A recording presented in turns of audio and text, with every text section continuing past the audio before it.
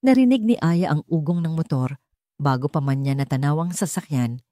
Isang tunog na hindi nababagay sa kanilang eskinita, isang makitid na daanan ng pinagtagpi-tagping lupa at semento, kung saan ang mga bahay ay dikit-dikit na parang mga kabuting nagsiksikan pagkatapos ng ulan. Ang tunog ay malalim at mayabang tunog ng makinang hindi sanay sa alikabok at putik. Napatigil siya sa pagtatahi. Ang hawak niyang karayom ay nanigas sa gitna ng isang mamahaling tela ng bestida, isang trabahong kinuha niya para lamang may maipambili ng gamot. Mula sa bintanang yari sa ritasong kahoy, nakita niya ito, isang itim makintab na SUV na pilit isinisiksik ang sarili sa kanilang maliit na espasyo. Nagniningning ang pintura nito sa ilalim ng sikat ng araw, isang itim na hiyas sa gitna ng basurahan. Ayan, nandito na naman sila. Ang sigaw ay nanggaling sa kapitbahay nilang si Aling Nena na ang ulo ay nakausli na sa bintana. Mas mabilis pa sa balita sa telebisyon. Hindi na kailangan pang sabihin kung sino ang sila. Kilala na ni Aya ang ugong ng motor na yon. Ito ang tunog ng kanyang kahihiyan, ang tunog ng kanyang kawalan ng pag-asa. Bumukas ang pinto ng SUV at bumaba ang dalawang lalaking naka-uniformeng polo shirt. Ang isa ay mataba at may makapal na bigote. Siya ang palaging naniningil. Ang isa ay mas bata at matipuno, ang tagabuhat. Magandang araw, Aya, bati ng lalaking may bigote, ngunit walang kabaitan sa kanyang boses. Ang nangiti niya ay kasing peke ng mga perlas na tinitinda sa bangketa. Alam mo na siguro kung bakit kami naparito. Huminga ng malalim si Aya bago lumabas ng kanilang munting barong-barong. Ang hangin ay mabigat amoy usok at pinaghalong luto ng mga kapitbahay. Mang Carding, pakiusap po. Bigyan niyo pa ako ng 1 linggo. May tatapusin lang akong tahiin, maibabayad ko rin po agad. Tumawa si Mang Carding, isang tawang umaling-awngaw sa buong eskinita. Ilang mga kapitbahay na ang nakadungaw, mga matang puno ng awa at pag-uusisa. 1 linggo. Iyan din ang sinabi mo noong nakaraang linggo, Aya. Pasensya na pero naubos na ang pasensya ng boss ko. Itinaas niya ang isang listahan. Ang utang mo sa ospital para sa tserosa mo kulang-kulang 30,000 na. Ang gamot na kinukuha mo, linggo-linggo 10,000 na. 40,000 lahat-lahat. Saan mo kukunin yan sa pagtatahi mo ng basahan? Hindi po basahan ang tinatahi ko. Mahinang sagot ni Aya, naramdaman niya ang pag-init ng kanyang mga pisngi. Ang bawat salita ni Mang Carding ay parang suntok sa kanyang sikmura. Pare-pareho lang yan. Sigaw nito. Wala akong pakialam kung kurtina pa ng Malacanang yan. Ang kailangan namin ay bayad. Itinuro niya ang kasama. Pumasok ka na, kunin mo na yung TV at yung makinang pantahi. Nanlaki ang mga mata ni Aya. Huwag po pakiusap, yung makina ang kabuhayan ko. Paano ko kayo mababayaran kung kukunin niyo yan? Hinarangan niya ang pinto. Ang maliit niyang katawan ay naging isang pader laban sa 2 dambuhalang lalaki. Umalis ka dyan, Ineng. Sabi ni Mang Carding, tinutulak siya ng marahan, pero may diin. Hindi po maawa na kayo. Halos maiyak na pakiusap ni Aya. Sa loob ng bahay narinig niya ang mahinang pag-ubo ng kanyang tsarosa. Isang ubo na tunog kalawang at masakit. Ang tunog na yon ang nagbigay sa kanya ng kakaibang lakas. Muli niyang hinarangan ng pinto. Nawala ng pasensya si Mang Carding. Dumukot ito sa kanyang bulsa, kumuha ng 1 rolyo ng pera at ibinato ito sa paanan ni Aya. Ang mga lukot na papel de 20 at de 50 ay kumalat sa maalikabok na lupa. "Oh, ayan!" Sigaw niya, at sa pagkakataong ito, narinig na marahil sa kabilang kanto. "Pulutin mo yan. Kaunting limos mula sa boss ko, ipampunas mo sa luha mo. Pero sa susunod na linggo, babalik kami. At kung wala ka pa ring pambayad, hindi lang makina ang kukunin namin. Baka pati yung dangal mo, maisanla mo na rin." Pagkasabi niyon, tumalikod sila at bumalik sa kanilang magarang sasakyan. Iniwan nilang nakatayo si Aya sa gitna ng daan habang ang mga mata ng kanyang mga kapitbahay ay nakatitig sa kanya at sa perang nakakalat sa lupa na parang basura. Nanginginig ang kanyang mga kamay habang dahan-dahan siyang yumuko para pulutin ang bawat piraso ng kanyang kahihiyan. Pagpasok niya sa bahay, sinalubong siya ng amoy ng gamot at karamdaman. Nakaupo sa isang lumang silyang tumba-tumba, ang kanyang tiyaro sa balot ng kumot. Kahit na mainit ang panahon, ang kanyang muka ay maputla, ang kanyang mga mata ay malungkot. "Narinig ko ang lahat, anak," sabi nito sa mahinang boses. "Patawarin mo ako. Pabigat lang ako sa'yo." Mabilis na lumapit si Aya at niyakap ang matanda. "Tiya, huwag po kayong magsalita ng ganyan. Kahit kailan hindi kayo naging pabigat." Pero habang sinasabi niya iyon, nararamdaman niya ang bigat ng mundo sa kanyang mga balikat. Ang kanyang tiyahin ang nag-alaga sa kanya mula nang maulila siya sa mga magulang. Utang niya rito ang kanyang buhay. At ngayon, ang buhay na yon ay unti-unting kinakain ng sakit na wala siyang kakayahang pagalingin. Kinagabihan, habang tinatapos ang bestidang kailangang ihatid kinabukasan, isang sasakyan na naman ang huminto sa tapat ng kanilang bahay. Ngunit sa pagkakataong ito, mas malaki, mas itim at mas tahimik. Bumaba ang isang lalaking nakaunipormeng barong, may dalang isang sobre. "Binibining Aya?" tanong nito sa magalang na boses. Tumango si Aya, ang puso niya'y biglang kumabog ng malakas. Inabot ng lalaki ang sobreng gawa sa mamahaling papel. "Pinabibigay po ni Don Arturo Valiente ng Hacienda Valiente. Hihintayin ko po ang inyong sagot." Nanginginig ang mga kamay ni Aya habang binubuksan ang sulat. Ang mga letra ay sulat kamay formal at elegante. Hinihiling ni Don Arturo Valiente ang kanyang presensya sa hacienda kinabukasan para sa isang mahalaga at kagyat na usapin. Ang Hacienda Valiente, ang pinakamalaki at pinakamayamang lupain sa buong probinsya. Isang lugar na naririnig lang niya sa mga kwento, isang kahariang hindi niya kailanman inisip na mapapasok. Anong kailangan sa kanya ng isang Don Arturo Valiente? Kinabukasan suot ang pinakamatinong bestida na tinahin niya para sa sarili. Sumakay si Aya sa parehong sasakyan na sumundo sa kanya. Habang tinatahak nila ang daan, papalayo sa magulo at masikip nilang lugar, unti-unting nagbabago ang tanawin. Napalitan ng mga barong-barong ng malalawak na bukirin ng tubo na sumasayaw sa hangin. Ang daan ay naging malapad at sementado. Pagkatapos ay pumasok sila sa isang malaking arko na may nakaukit na Hacienda Valiente. Ang bahay ay isang mansyon, malaki, puti at napapaligiran ng hardin na parang paraiso. Sinalubong siya ng isang matandang babae na may mahigpit na itsura. "Sumunod ka sa akin. Hinihintay ka na ni Don Arturo sa kanyang opisina." Ang loob ng bahay ay malamig at tahimik. Amoy mamahaling kahoy at lumang pera. Ang bawat hakbang ni Aya sa makintab na sahig ay parang isang kasalanan. Pumasok sila sa isang silid na puno ng mga libro. Mula sa sahig hanggang kisame, mga libro. Sa gitna ng silid, sa likod ng isang malaking mesa, nayari sa nara, nakaupo ang isang lalaki. Siya marahil si Don Arturo Valiente. Matangkad, may malapad na balikat, ngunit may kakaibang pagod sa kanyang mga mata. Nang tumayo ito, para salubungin siya, napansin ni Aya ang bahagyang paninilaw ng kanyang balat at ang halos hindi mahahalata na panginginig ng kanyang kamay. "Maupo ka, binibining Aya," sabi nito.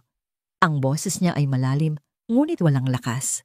Naupo si Aya, ang mga kamay ay magkadaop sa kanyang kandungan. Ang puso niya ay parang ibong nakakulong sa kanyang dibdib.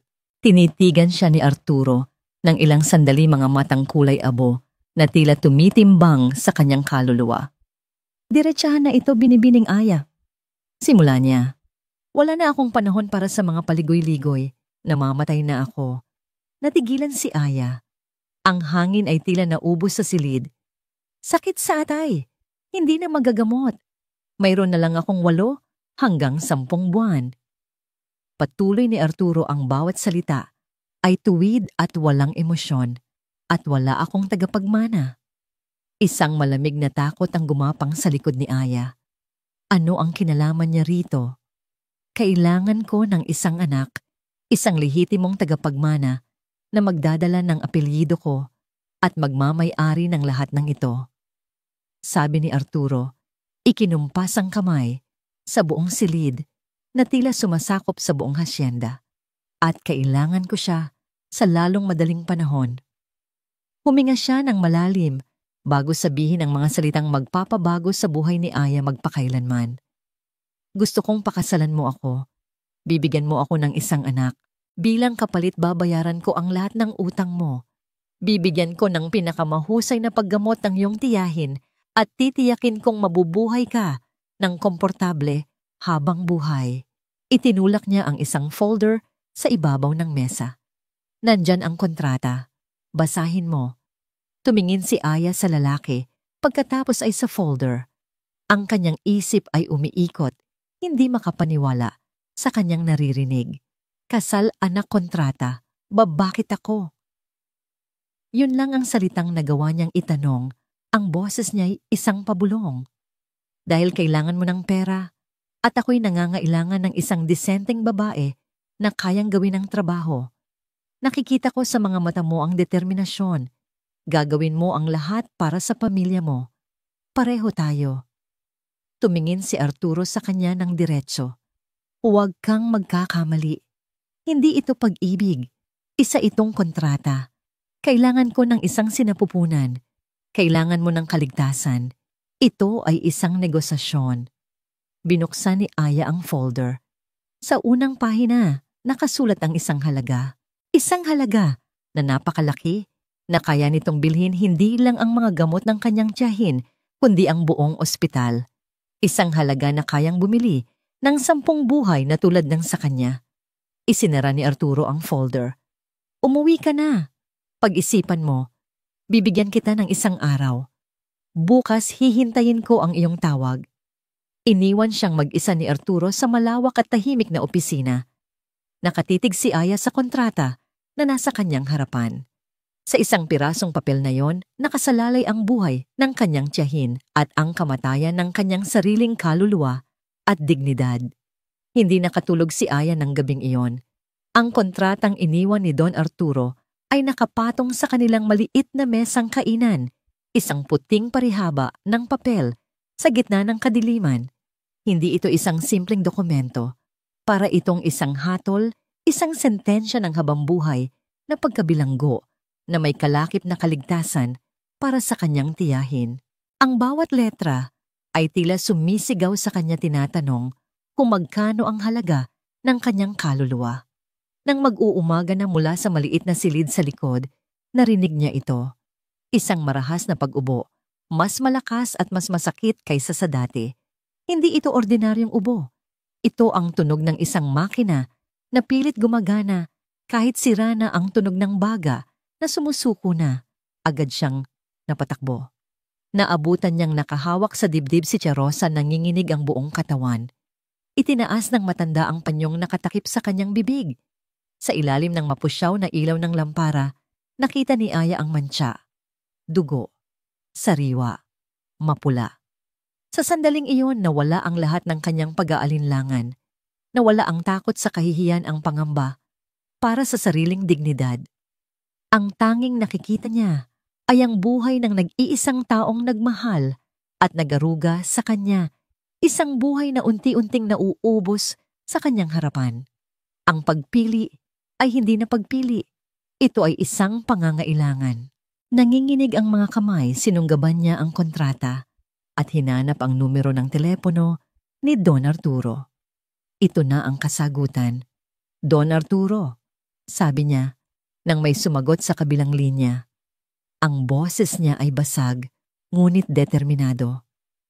Ako po si Aya. Tinatanggap ko na po ang alok ninyo. Huminga siya ng malalim. Pero may isang kondisyon. Kailangan pong madala sa ospital ang tiyahin ko. Ngayon na. Walang pag-aalinlangan sa sagot mula sa kabilang linya. Naiintindihan ko.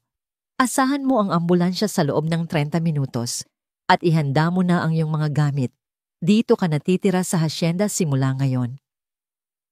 Ang pagdating ng ambulansya ay gumawa ng komosyon sa kanilang eskinita. Muling naglabasan ang mga kapitbahay, mga matang puno ng pagtataka. Habang isinasakay si Tia Rosa na may takip na oxygen sa mukha, hinawakan nito ang kamay ni Aya. "Anak, anong ginawa mo?" Tanong ng mga mata nito, puno ng pag-aalala. "Ang nararapat po, Tia, para sa inyo." Bulong ni Aya hinalikan ang noo ng matanda bago isara ang pinto ng ambulansya. Isang itim na kotse, ang parehong kotseng sumundo sa kanya kahapon, ang naghihintay para sa kanya. Dala ang isang maliit na bag na naglalaman ng lahat ng kanyang ari-arian sa mundo. Sumakay siya. Habang papalayo ang sasakyan, tinanaw niya ang kanilang maliit na bahay. Sa huling pagkakataon, isang kabanata ng kanyang buhay ang nagsasara, isang kabanata ng kahirapan. Oo, ngunit isang kabanata kung saan malaya pa siya.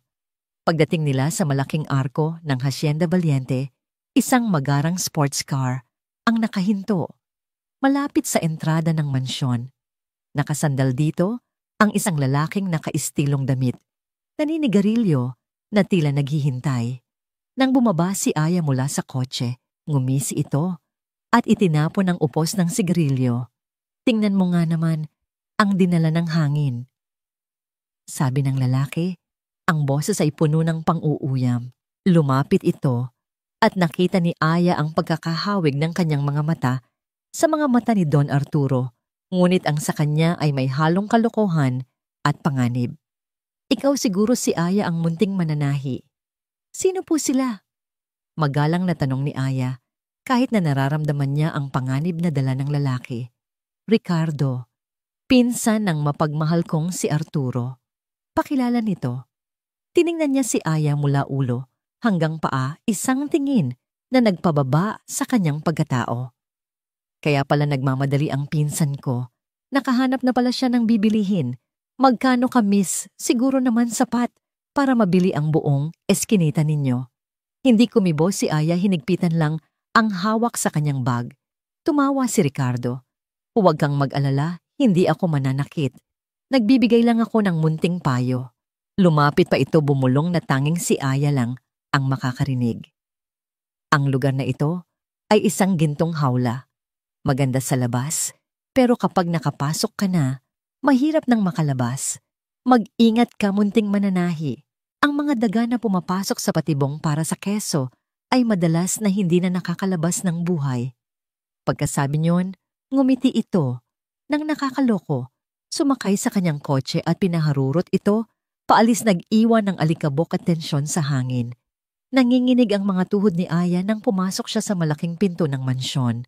Sinalubong siya ng parehong matandang katiwala na nakita niya kahapon. Nakapusod ng mahigpit ang kanyang kulay abong buhok at ang kanyang mukha ay walang anumang emosyon. "Ako si Consuelo, ang katiwala ng pamamahay na ito." Sabi niya, ang boses ay kasing lamig ng marmol na sahig. Tiningnan din niya si Aya mula ulo hanggang paa, ngunit ang tingin niya ay mas masahol kaysa kay Ricardo. Ito ay tingin ng paghusga ng pagkasuklam. "Sumunod ka sa akin," utos ni Consuelo. Dinala siya nito pataas sa isang malawak na hagdanan, sa isang pasilyo na napakahaba at napapaligiran ng mga saradong pinto. Huminto sila sa pinakahuling pinto sa dulo ng pasilyo. Tumawag si Consuelo sa dalawang katulong. "Ihanda ninyo ang silid para sa panauhin." Sabi niya, binibigyan ng diin ang salitang panauhin na tila isang insulto. "Dalhin ninyo ang kanyang mga gamit." Ang silid na ito ang nasa dulo ng pasilyo sa kanlurang bahagi. Binuksan ng isang katulong ang pinto. Ang silid ay malawak at marangya. May isang malaking kama na may 4 na haligi, isang tokador na yari sa antigong kahoy at isang bintanang tanaw ang hardin. 10 beses itong mas malaki kaysa sa buong bahay nila, ngunit malamig. Ang hangin ay amoy floor wax at panlinis, hindi amoy tahanan. Ang katahimikan ay nakakabingi, hindi tulad ng ingay ng kanilang eskinita na puno ng buhay. Ang kama ay perpektong nakaayos, ngunit hindi ito kutsyon na nag-aanyaya ng pahinga, kundi isang muebles na nagpapakita ng yaman. "Magpahinga ka na.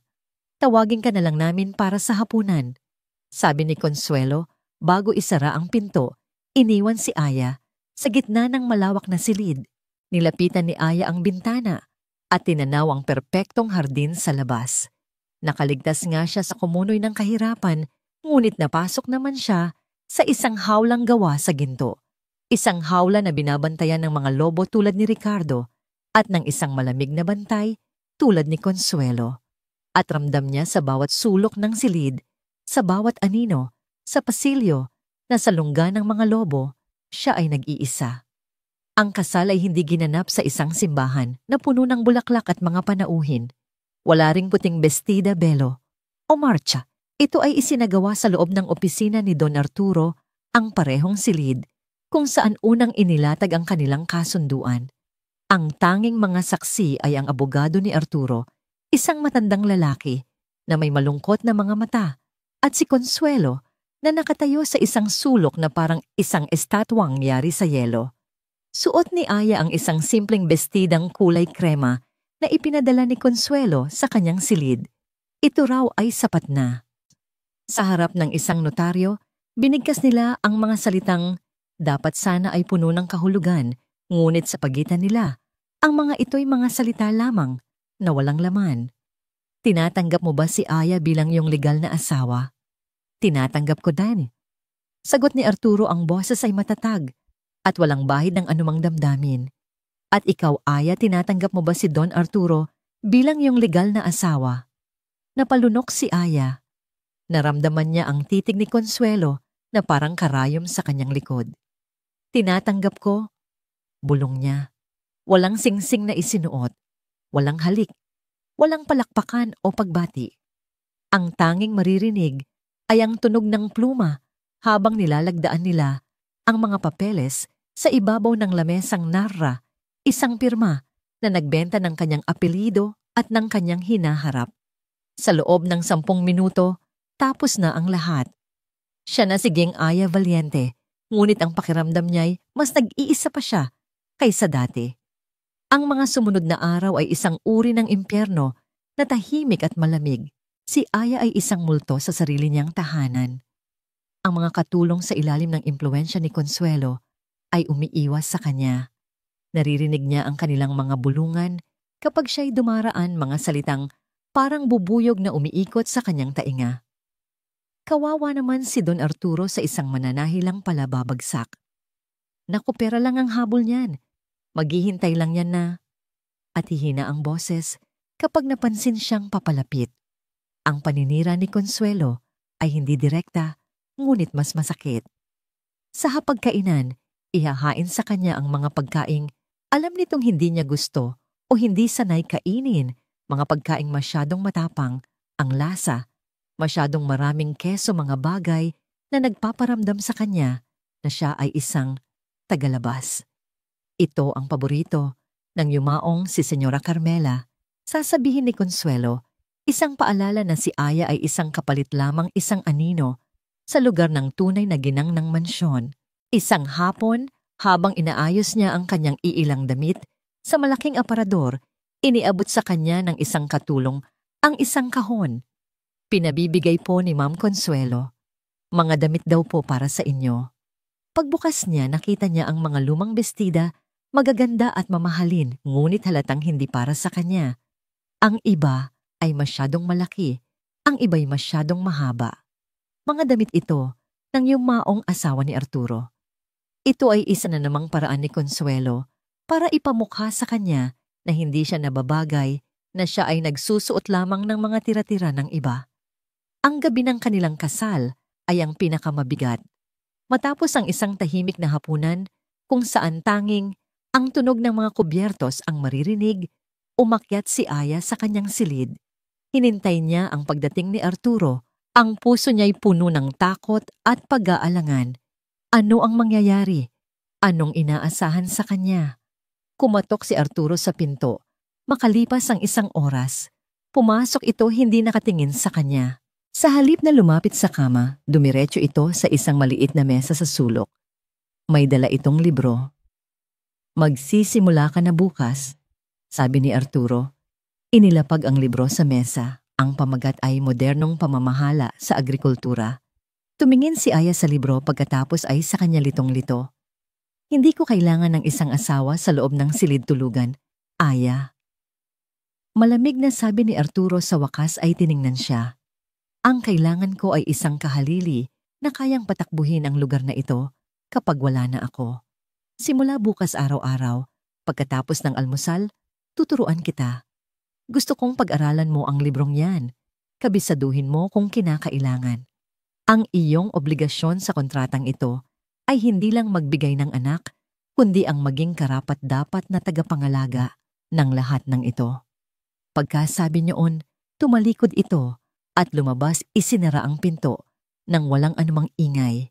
Iniwan siyang nakatayo doon, mas masahol pa sa kahihiyan ang naramdaman niya. Pakiramdam niya ay isa siyang empleyado na binigyan ng unang atas hindi isang bagong kasal na babae. Doon nagsimulang magbago ang isang bagay sa loob ni Aya. Ang takot ay napalitan ng determinasyon. Kung ito ay isang trabaho, gagawin niya ito ng mahusay. Kung siya ay isang empleyado, magiging pinakamahusay siyang empleyado. Kinabukasan habang nililinis niya ang kanyang silid, nakita niya ang tanging bagay na dinala niya mula sa dati niyang buhay na may tunay na halaga para sa kanya, isang maliit at kupas na panyo na may bordang bulaklak na sampagwita sa isang sulok. Gawa ito ng kanyang ina, ang nag-iisang alaala niya rito. Maingat niya itong inilagay sa ibabaw ng kanyang tokador. Biglang pumasok si Consuelo nang hindi kumakatok. Ano itong basura na ito? Sabi nito, dinampot ang panyo. Hindi na babagay ang mga lumang basahan sa isang mansyon. Akmang itatapon ni Consuelo ang panyo sa basurahan nang sumigaw si Aya, huwag! Napatigil si Consuelo na gulat sa biglaang pagsigaw ni Aya. Pakibalik po sa akin yan. Sabi ni Aya, ang boses ay nanginginig, ngunit may bagong tuklas na tigas. Tinaasan siya ng kilay ni Consuelo. Isa lang itong lumang panyo. Para sa inyo, lumang panyo lang po iyan. Pero para sa akin, iyan po ang alaala ng aking ina. Lumapit si Aya, inilahad ang kanyang kamay. Ang mga mata niya ay hindi na nagpapakita ng takot kundi ng tapang. Maaring hindi ako ang ginang na gusto ninyo, Ma'am Consuelo. Maaring sa tingin ninyo ay hindi ako nababagay dito. Ngunit sa mata ng batas, ako po ang legal na asawa ni Don Arturo. At habang ako ang Jing Valiente, hihilingin ko po ang respeto ninyo hindi lang para sa akin, kundi para na rin sa mga bagay na mahalaga sa akin. Pakiusap, tandaan ninyo yan. Napatitig si Consuelo, hindi makapaniwala sa narinig.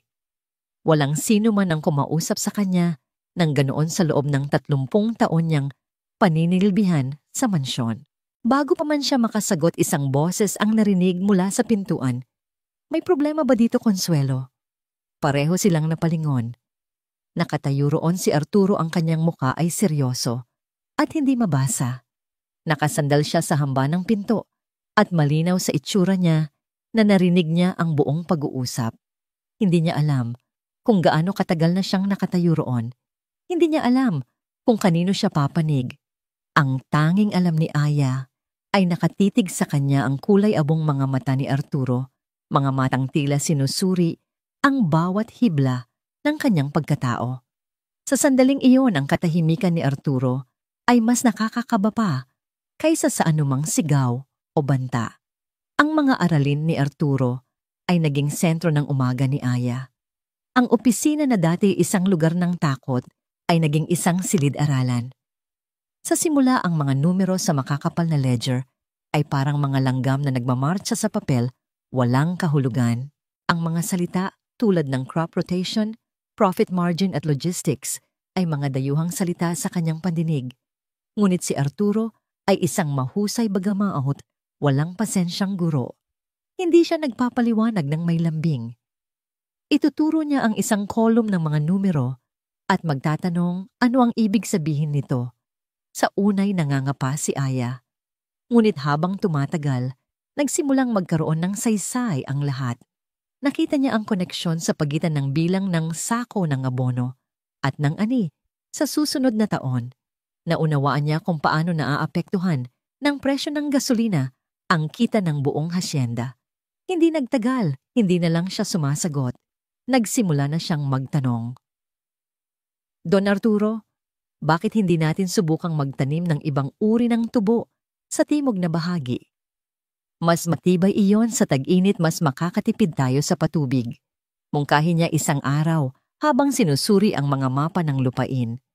Napahinto si Arturo. Tinaas niya ang kanyang tingin mula sa mga papeles at tinitigan si Aya isang bagong uri ng tingin na hindi pa niya nakikita dati, isang kislap ng paghanga. Saan mo nakuha ang ideyang yan? Nababasa ko po sa libro at narinig ko rin sa mga manggagawa kahapon. Sila po ang mas nakakaalam ng lupa. Isang bahagyang ngiti ang sumilay sa labi ni Arturo, ang una na nakita ni Aya. Magandang ideya. Pag-aralan natin. Ang paggalang ay nagsimulang mamuo sa pagitan nila. Hindi na lang siya isang sinapupunan na may kontrata. Nakikita na siya ni Arturo bilang isang tao na may isip, isang matalinong isip. At para kay Aya si Arturo ay hindi na lang isang amo na naghihintay ng kamatayan. Siya ay isang mentor na nagbubukas ng isang mundo na hindi niya akalaing iiral. Isang hapon isinama siya ni Arturo sa mga tubuhan. Dito ang mga numero sa papel ay naging tunay. Nakita niya ang mga manggagawang nagpapawis sa ilalim ng araw. Narinig ang kanilang mga kwentuhan na amoy ang lupa. Ito ang unang pagkakataon na naramdaman niyang siya'y bahagi ng lugar, hindi lang isang dayuhan. Ang bawat puno ng tubo na kanyang nakikita ay hindi na lang basta halaman, kundi buhay kabuhayan at kinabukasan. Ngunit ang bagong tuklas na kapayapaan ay hindi magtatagal. Isang linggo pagkatapos inanunsyo ni Arturo na kailangan nilang dumalo sa taunang pagtitipon ng mga may-ari ng plantasyon sa probinsya. Ito ang unang pagkakataon na lalabas ka bilang gineng balyente. Kailangan mong ipakita sa kanila na hindi ka basta-basta. Ang gabi ng pagtitipon ay ginanap sa isang marangyang country club. Lahat ng mayayaman at makapangyarihan sa probinsya ay naroroon. Nakasuot si Aya ng isang simpleng itim na bestida, isa sa mga lumang damit ni Senyora Carmela na ipinaayos ni Consuelo para sa kanya. Pakiramdam niya ay isa siyang impostor sa gitna ng mga babaeng nagkikinang sa alahas at kumpiyansa. Habang ipinapakilala siya ni Arturo sa mga kasosyo sa negosyo, naramdaman ni Aya ang mga hamatang nakatitig sa kanya, mga bulungang sinusundan ang bawat galaw niya. Ngunit nanatili siya sa tabi ni Arturo, taas noo, tulad ng itinuro nito sa kanya. At doon sa gitna ng pagtitipon, nakita niya sila. Si Ricardo, na mayabang na nakikipagtawanan sa isang grupo ng mga lalaki. At sa tabi nito, isang babaeng nakapulang bestida, na hapit sa katawan at labis ang kolorete sa mukha. Si Vanessa ang kinakasama ni Ricardo. Nagkunwari si Aya na hindi sila nakita, ngunit tila may sariling plano ang tadhana. Habang kumukuha siya ng isang baso ng tubig, bigla siyang aksidenteng binunggo ni Vanessa mula sa likod dahilan para matapon ang kaunting tubig sa bestida ni Aya. Ay naku, pasensya na, sabi ni Vanessa sa boses na halatang peke at malakas para marinig ng lahat sa paligid. Hindi kita napansin, miss. Tumingin ito sa kanya mula ulo hanggang paa. Ay teka, ikaw pala yung bagong asawa, Gineng Balyente, tama ba? Naku, sorry talaga. Hindi kasi ako sanay na may mga mananahi sa ganitong klaseng lugar. Huminto ang mga usapan sa paligid nila. Ang lahat ng mata ay nasa kanila na. Ang dating Aya ay tatakbo at magtatago sa banyo para umiyak. Ngunit ang Aya na ilang linggo nang sinasanay ni Arturo, ang Aya na natutong lumaban kay Consuelo, ay nanatili. Huminga siya ng malalim. Walang problema. Kalmadong sabi ni Aya na may pilit ng ngiti. Akala ni Vanessa ay nanalo na siya. Ngumisi ito. Mabuti naman. Baka kasi hindi mo kayang ipalaundry niyang bestida mo. Mukhang luma na eh. Tira-tira ba yan ng... Hindi na natapos ni Vanessa ang sasabihin. Sa isang mabilis ngunit kontroladong kilos, kinuha ni Aya ang isang baso ng malamig na tubig mula sa isang waiter na dumaraan. At sa harap ng lahat, ibinuhos niya ito nang dahan-dahan sa mukha ni Vanessa. Splash! Nalaglag ang panga ng lahat. Tumahimik ang buong bulwagan. Ang tanging maririnig ay ang pagpatak ng tubig mula sa mukha ni Vanessa. Sinisira ang kanyang makapal na make-up. Ano? Nanginginig na Sabi ni Vanessa hindi makapaniwala. Tumingin si Aya sa kanya ng diretso, ang mga mata ay malamig ngunit matatag. Ang bestida ko kayang labhan, pero ang ugali mo kahit isawsaw sa holy water, hindi nalilinis. Ngumiti siya ng matamis. At para sagutin ang tanong mo kanina, kung magkano ang presyo ko. Ang presyo ko ay para sa dignidad. Isang bagay na kahit kailan ay hindi mo mabibili. Sa susunod, mag-ingat ka sa bibig mo, baka malunod ka sa sarili mong kamandag. Isang kolektibong paghinga ang narinig mula sa mga tao. Si Vanessa na ngayon ay mukhang basang sisiw ay napasigaw sa galit. Hayop ka. Si Ricardo na nakita, ang lahat ay sumugod na parang isang galit na toro, ang muka ay namumula. Walang hiya ka. Sigaw niya at itinaas ang kanyang kamay, handang sampalin si Aya. Napapikit si Aya, hinahanda ang sarili sa sakit na darating. Ngunit walang sampal na dumapo. Pagdilat niya, nakita niya si Arturo. Nakatayo ito sa pagitan nila, ang isang kamay ay mahigpit na nakahawak sa pulsuhan ni Ricardo. Pinipigilan ito sa ere. Hindi nagsasalita si Arturo, ngunit ang kanyang mga mata ay nagbabaga sa galit, isang malamig na apoy na tila kayang tumunaw ng bakal. Ang titig niya kay Ricardo ay puno ng pagbabanta. Subukan mo.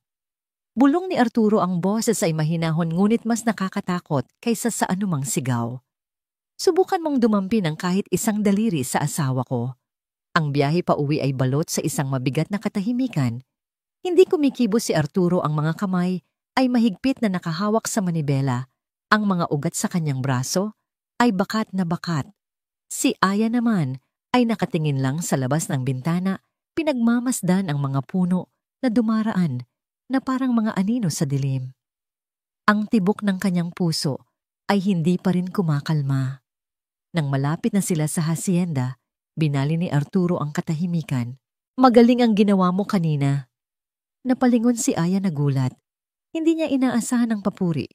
Ang boses ni Arturo ay walang emosyon, ngunit may kakaibang bigat. Akala ko'y tatakbo ka lang, patuloy nito. Pero hindi. Ipinakita mo sa kanila na hindi ka isang basang sisiw na basta na lang nila aapak-apakan. Ipinakita mo na ang isang balyente ay hindi nagpapaapi. May kung anong uminit sa dibdib ni Aya, hindi dahil sa papuri, kundi dahil sa huling mga salita, isang balyente. Sa unang pagkakataon, naramdaman niyang kinilala siya ni Arturo, hindi bilang si Aya na mananahi, kundi bilang asawa niya, bilang isang taong karapat-dapat sa apelyidong dala-dala niya. Pagdating nila sa mansyon, pinatay ni Arturo ang makina ng sasakyan. Ngunit sa halip na bumaba, nanatili itong nakaupo, nakatingin sa kawalan. Si Ricardo, sabi nito, ang boses ay may bahid ng pait. Lagi siyang ganyan, mainggitin, mapang-abuso. Iniisip niyang sa kanya dapat ang lahat ng ito. Pero ang hindi niya alam, ang pamana ay hindi lang pera at lupa. Ito ay responsibilidad, isang bagay na hindi niya kailanman maiintindihan. Humarap ito kay Aya, at sa ilalim ng malamlam na ilaw, mula sa poste ng hacienda, nakita ni Aya ang isang bagay sa mga mata ni Arturo na hindi pa niya nakikita dati: kalungkutan at pagod. Mag-iingat ka sa kanya, Aya. Gagamitin niya ang lahat para sirain ka. Tumango si Aya. Alam ko po. Bago pa man makababa, si Aya, hinawakan ni Arturo ang kanyang braso. At Aya, sabi nito, salamat. Pagkatapos ay binitiwan siya nito at bumaba na. Nang gabing iyon, may nagbago sa kanilang relasyon. Hindi na ito isang simpleng relasyon ng guro at estudyante o amo at empleyado. Nagkaroon na ng kislap ng respeto, ng pag-unawa. Ang mga aralin nila sa umaga ay naging mas magaan. Ang mga hapunan nila ay hindi na ganoon katahimik. Paminsan-minsan ay nagtatanong si Arturo tungkol sa kanyang araw at nagkukwento naman si Aya tungkol sa mga natutuklasan niya sa hacienda. Ilang linggo ang lumipas, nagsimulang makaramdam si Aya ng kakaiba. Isang umaga hindi niya nagawang ubusin ang kanyang almusal dahil sa pagkahilo. Ang amoy ng kape na dati niyang paborito ay nagdudulot sa kanya ng pagduduwal. At isang hapon habang nag-aaral ng mga ledger, nakatulugan niya ito, isang bagay na hindi niya kailanman ginawa. May isang hinala na namuo sa kanyang isipan, isang halo ng takot at pag-asa. Lihim siyang nagpatingin sa doktor ng bayan at ang kumpirmasyon ay dumating. Buntis siya. Nakatayo siya sa harap ng salamin sa kanyang silid, nakatingin sa kanyang tiyan na wala pa namang pagbabago. Ngunit sa loob, may isang buhay na nagsisimula. Isang buhay na bunga ng isang kontrata. Isang buhay na siyang magiging tagapagmana ng lahat ng ito. Paano niya sasabihin kay Arturo? Matutuwa ba ito? O ituturing lang ba siya nito na parang isang makina na sa wakas ay gumana na nahinintay niya ang pagdating ng gabi? Pagkatapos ng hapunan, sinundan niya si Arturo sa opisina. Don Arturo, simula niya nanginginig ang boses. May kailangan po kayong malaman. Tinaas ni Arturo ang kanyang tingin. Mula sa mga papeles ang mukha ay nagtatanong. Nagpatingin po ako sa doktor kanina. Sabi ni Aya, huminga siya ng malalim. Magkakaanak na po tayo. Ang epekto ng kanyang mga salita ay agaran. Nanigas si Arturo sa kanyang kinauupuan. Ang pluma na hawak niya ay nahulog mula sa kanyang mga daliri, lumikha ng isang maliit na itim na mantsa sa papel. Ang kanyang mga mata, na laging seryoso at kontrolado, ay biglang napuno ng isang emosyon na hindi pa nakikita ni Aya dati, isang halo ng pagkabigla, hindi makapaniwala, at kagalakan. Isang purong hindi mapagkunwaring kagalakan. Totoo ba yan? Tanong nito, ang boses ay halos pabulungi. Tumango si Aya, at sa unang pagkakataon, sa harap ni Arturo, ngumiti siya ng totoo. Tumayo si Arturo. Lumakad ito palapit sa kanya, at sa isang kilos na hindi inaasahan ni Aya Marahan, nitong hinawakan ang kanyang mga balikat. Tumingin ito sa kanyang mga mata, pagkatapos ay sa kanyang tiyan. Salamat, Aya. Sabi nito, at sa pagkakataong ito ang salitang salamat, ay hindi na lang para sa pagtatanggol sa kanyang apelyido. Ito ay isang pasasalamat na nagmumula sa kaibuturan ng kanyang kaluluwa. Ngunit ang balita ng kanyang pagbubuntis ay hindi na natiling lihim.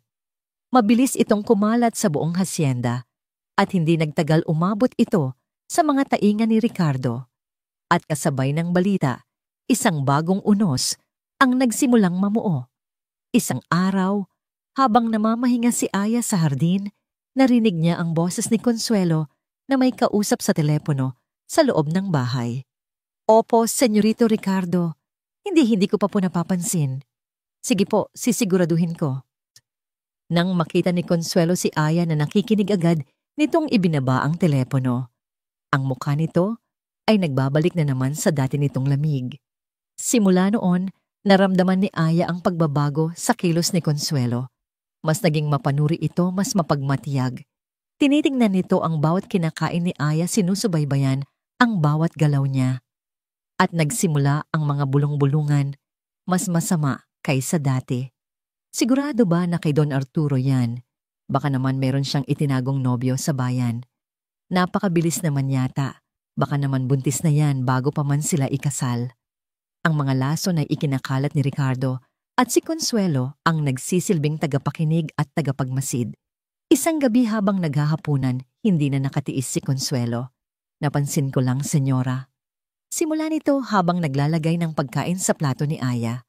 Napapadalas yata ang pag-alis mo nitong mga nakaraang linggo bago pa man ninyo ibalita ang pagbubuntis. May binibisita ka ba sa bayan? Napatigil sa pagkain si Aya. Ito ay isang direktang akusasyon na kabalot sa isang magalang na tanong. Ang mga biyahe ko sa bayan ay para magpatingin sa Dr. Consuelo. Matatag na sagot ni Aya. Isang bagay na dapat mong malaman bilang katiwala ng pamamahay na ito. Ngumiti ng mapakla si Consuelo. Siyempre, dapat lang naalagaan ang tagapagmana. Dapat nating siguraduhin na ang dugo ng mga balyente ang nananalaytay sa kanya at hindi dugo ng kung sino-sinong tagalabas. Ang mga salitang dugo ng kung sino-sinong tagalabas ay tumama kay Aya na parang sampal. Ang kutsara at tinidor na hawak niya ay bumagsak sa plato, lumikha ng malakas na kalansing sa tahimik na silid kainan. Kung may pagdududa ka sa pagkatao ng dinadala ko, Consuelo, sabi ni Aya, ang boses ay nanginginig sa pinipigilang galit. Malaya kang maghintay hanggang sa siya'y isilang at ipa-DNA test. Pero hanggang sa araw na yon, umasta ka bilang isang katiwala. Huwag mong hintayin na ako pa ang magturo sa'yo kung paano gawin ang trabaho mo. Natigilan si Consuelo. Ngunit bago pa man siya makasagot, isang malakas na pag-ubo ang pumunit sa tensyon. Napalingon silang dalawa kay Arturo. Nakahawak ito sa kanyang dibdib, hirap na hirap huminga. Ang mukha niya ay biglang namutla at sa isang iglap nawalan ito ng balanse at bumagsak mula sa kanyang upuan, gumulong sa sahig. Arturo, sigaw ni Aya puno ng takot. Ang sakit ni Arturo ay biglang nagpakita ng kanyang bagsik kasabay ng pagsibol ng isang bagong buhay at ng isang bagong unos ng pagdududa. Ang tunog ng pagbagsak ni Arturo sa sahig ay umalingaw-ngaw sa buong mansyon na parang isang putok ng baril. Sa isang iglap nawala ang lahat ng galit at tensyon sa pagitan ni Aya at Consuelo. Ang tanging natira ay purong takot. Tulungan ninyo kami. Sigaw ni Aya, ang boses ay nanginginig habang lumuluhod siya sa tabi ni Arturo. Tumawag kayo ng ambulansya, bilis. Ang mga katulong ay nagkagulo. Si Consuelo sa kabila ng kanyang pagkasuklam kay Aya ay nataranta rin. Ang kanyang katapatan sa pamilya Valiente ay mas matimbang kaysa sa anumang alitan. Siya mismo ang tumakbo patungo sa telepono. Si Arturo ay halos walang malay, ang kanyang paghinga ay mababaw at hirap. Ang kanyang balat ay mas nanilaw kaysa dati at may bahid ng malamig na pawis sa kanyang noo. Hinawakan ni Aya ang kanyang kamay. Ito ay malamig na parang yelo. Arturo, lumaban ka. Bulong niya, ang mga luha ay nagsisimula ng mamuo sa kanyang mga mata. Huwag mo kaming iwan. Ang biyahe papunta sa pinakamalaking ospital sa syudad ay isang mahabang bangungot.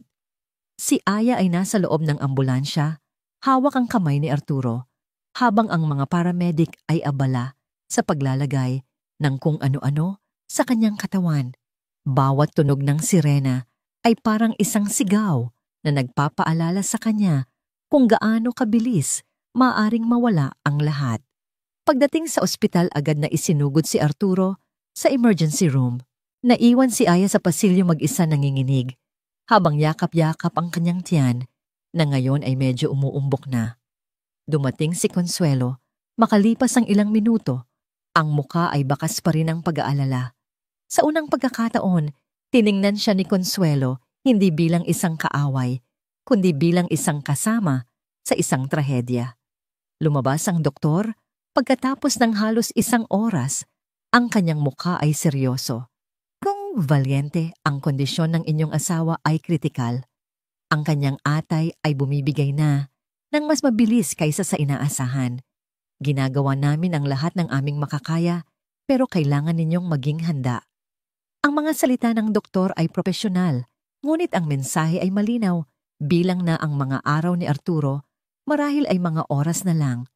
Pinayagan si Aya na pumasok sa ICU. Nakita niya si Arturo na nakahiga sa kama na papaligiran ng mga makina na tumutunog sa isang nakakabinging ritmo. Ang dating malakas na lalaki ay mukha ng marupok at walang lakas. Umupo si Aya sa tabi niya at hinawakan ang kanyang kamay. Nandito lang ako, Arturo, sabi niya. Hindi kita iiwan. Kinabukasan, nagkaroon ng sandaling pagbuti ang kalagayan ni Arturo. Nagkamalay siya bagamat halatang nanghihina. Ang una niyang hinanap ay si Aya. Aya?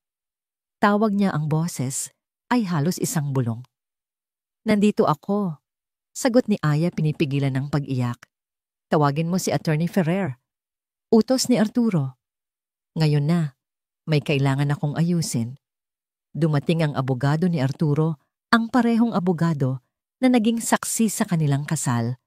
Sa loob ng silid ng ospital, sa harap ni Aya at ng abogado, idinikta ni Arturo ang mga huling pagbabago sa kanyang testamento. Malinaw at tiyak ang bawat salita niya sa kabila ng kanyang kahinaan.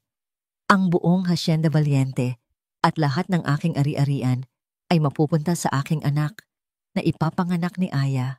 Siya ang magiging tagapamahala ng lahat hanggang sa sumapit sa legal na edad ang bata. Sabi ni Arturo, ang mga mata ay nakatitig kay Aya. Ibinibigay ko sa kanya ang buong kapangyarihan para magdesisyon para sa hacienda. Ang tiwala ko ay nasa kanya. Pagkatapos pirmahan ng mga dokumento, hiningi ni Arturo na makausap si Aya ng sarilinan. Pinakinggan ko ang sinabi sa akin ng Dr. Aya. Sabi nito, ang mga mata ay puno ng kalungkutan. Wala na akong maraming oras, pero hindi ako natatakot mamatay. Ang tanging kinatatakutan ko ay ang maiiwan ko. Hinawakan niya ang tiyan ni Aya. Kayo ng anak natin. Tumingin siya sa mga mata ni Aya. Pinagkakatiwalaan kita, Aya. Hindi lang bilang ina ng aking anak, kundi bilang ang taong magpapatuloy ng lahat ng pinaghirapan ng aking mga ninuno. Alam kong kaya mo. Ang balita tungkol sa kritikal na kondisyon ni Arturo ay mabilis na kumalat. At tulad ng isang buwitre na nakaamoy ng nabubulok na laman, dumating si Ricardo. Naglalakad si Aya sa isang tahimik na pasilyo ng ospital para kumuha ng kape nang bigla siyang harangin ni Ricardo. Ang itsura nito ay hindi mapakali, ang mga mata ay nag-aapoy sa galit at kasakiman. Narinig ko ang balita. Sabi ni Ricardo, ang boses ay mababa at puno ng pagbabanta. Pinirmahan na raw niya ang lahat sa pangalan mo. Matalino ka mananahi, napakagaling mong umarte. Wala akong panahon para sa'yo, Ricardo. Sabi ni Aya, sinusubukang lagpasan siya. Ngunit hinarangan ni Ricardo ang kanyang daan. Hindi mo pa ako tapos pakinggan. Sigaw nito. At sa pagkakataong ito, wala nang pagkukunwari. Ang kanyang tunay na kulay, isang desperadong tuso at mapanganib na tao, ay lumabas. Akala mo ba, mananalo ka? Akala mo ba sa'yo na ang lahat kapag namatay na ang pinsan ko, nagkakamali ka, babae? Umalis ka sa dinaraanan ko, maring sabi ni Aya kahit na nagsisimula ng manginig ang kanyang mga tuhod. Biglang ngumisi si Ricardo, isang ngising nakakakilabot. Alam mo, naisip ko kung mawawala ka. At yung problema sa loob ng tiyan mo, baka sakaling magbago ang isip ng abogado. Baka sakaling bumalik sa akin ang nararapat na sa akin. At sa isang mabilis at marahas na kilos, itinulak ni Ricardo si Aya. Malakas. Tumama ang likod ni Aya sa malamig at matigas na pader ng pasilyo. Thud. Naramdaman niya ang isang matinding sakit sa kanyang likuran. Napasigaw siya hindi lang dahil sa sakit, kundi dahil sa takot-takot. Para sa sanggol, sa kanyang sinapupunan. Agad niyang niyakap ang kanyang tiyan. Mamatay ka. Sigaw ni Ricardo, ang mukha ay nag-iba na parang isang halimaw. Ikaw at yang pesteng bata, sa tiyan mo, dapat lang kayong mawala. Susugod pa sana si Ricardo ng isang sigaw ang pumigil sa kanya. Senyorito, huwag po. Ito ay si Mang Sebastian, ang matapat na katiwala ni Arturo sa hacienda na kadarating lang para bumisita. Mabilis siyang tumakbo para awatin si Ricardo. Ngunit ang pinakamatinding sigaw ay nanggaling mula sa dulo ng pasilyo. Ricardo. Napalingon silang lahat. Doon nakatayo sa may pintuan ng kanyang silid, nanginginig. Ngunit nakatayo si Arturo. Nakasuot pa ito ng hospital gown, nakakabit pa ang tubo ng suwero sa kanyang kamay. Paano siya nakalabas? Paano siya nakatayo? Ito ay isang imahe ng purong determinasyon laban sa kamatayan. Layuan mo. Ang asawa ko. Sabi ni Arturo, bawat salita ay isang pakikibaka. Arturo, bumalik ka sa loob. Sigaw ni Aya, ngunit hindi nakinig si Arturo. Sinubukan niyang humakbang palapit isang hakbang na tila kinuha ang lahat ng natitira niyang lakas. Guardia. Sigaw niya, ang boses ay basag, ngunit malakas pa rin. Tawagin ninyo ang mga guardia. Paalisin ninyo ang demonyong yan dito. At pagkatapos ng huling sigaw na yon, tila naubos na ang lahat ng kanyang lakas. Ang kanyang mga mata ay pumuti. Ang kanyang mga tuhod ay bumigay. At sa isang nakakapangilabot na gerak bumagsak si Arturo Sa sahig walang malay, napatili si Aya. Habang sinusunggaban ng mga responding nurse at doktor si Arturo, at habang pilit na kinakaladkad ng mga gwardya, si Ricardo, papalayo ang tanging nakikita ni Aya ay ang kanyang asawa na nakahandusay sa sahig. Isang lalaking isinakripisyo ang huling hininga para iligtas sila ng kanyang anak. Ang insidente sa pasilyo ang naging hudyat ng katapusan. Matapos ang kanyang pagbagsak, hindi na muling naibalik pa ng mga doktor si Arturo sa dati niyang kalagayan. Ang kanyang katawan ay sumuko na. Sinabi ng punong manggagamot kay Aya ang mga salitang kinatatakutan niya, ngunit alam niyang darating. Gingaban valiente, wala na tayong magagawa. Ang taning na lang natin sa kanya ay ilang araw marahil ay 1 o 2. Mas makabubuti kung iuuwi na ninyo siya sa hasyenda. Hayaan natin siyang pumanaw sa lugar na kanyang minahal. Ang pag-uwi ni Arturo sa mansyon ay isang prosesyon ng kalungkutan. Isang pribadong ambulansya ang nagdala sa kanya. Ang lahat ng manggagawa sa hasyenda ay nakahilera sa daan tahimik na nakatayo. Ang ilan ay may hawak na sombrero sa kanilang dibdib. Ang iba'y may mga luha sa mata. Ito ang kanilang huling pagbibigay galang sa isang amo na itinuring nilang makatarungan at mabuti. Inihiga si Arturo sa kanyang silid sa malaking kama kung saan siya isinilang. Si Aya ay hindi umalis sa kanyang tabi. Ang mga araw ay naging isang mahabang pagbabantay. Pinalitan niya ang kanyang mga aralin sa opisina ng pag-aalaga sa tabi ng kama. Ang dating malakas na tinig ni Arturo ay napalitan na ng mahinang paghinga. Halos hindi na siya makapagsalita at madalas ay tulog dahil sa matapang na gamot sa sakit. Sa mga sandaling iyon, uupo si Aya sa isang silya sa tabi niya dala ang isang libro, madalas ay tula, tulad ng dati nilang ginagawa, at babasahin niya ito nang mahina umaasang sa isang lugar. Sa kanyang malay, naririnig pa rin siya ni Arturo. Ang pagbabago ay hindi lamang nangyari kay Arturo. Isang hapon, habang nagbabasa si Aya, pumasok si Consuelo sa silid. May dala itong isang mangkok ng mainit na sabaw sa isang tray. Hindi ito nagsalita, ngunit maingat niyang inilapag ang tray sa mesang katabi ni Aya. Kailangan ninyong kumain, sabi ni Consuelo. Ang boses ay mahina at walang bahid ng dating lamig. Para sa inyo at para sa bata.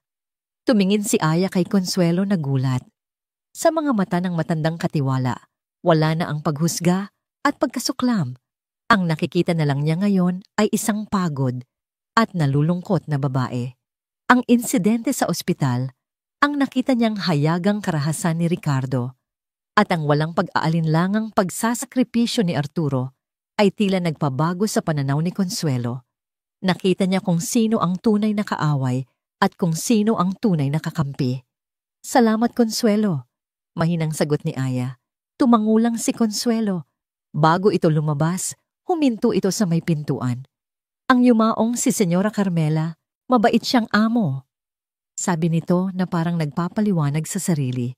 Ngunit ang pagsasama nila ni Don Arturo, laging may pader sa pagitan, laging malamig. Tumingin ito kay Aya. Sa inyo. Sa maikling panahon, nakita kong muling ngumiti si Don Arturo. Nakita ko siyang nagkaroon ng pag-asa. Pagkasabi niyon, mabilis itong tumalikod at umalis, bago pa man makita ni Aya ang mga luhang namumuo sa kanyang mga mata. Sa 2 araw, nagkaroon ng himala.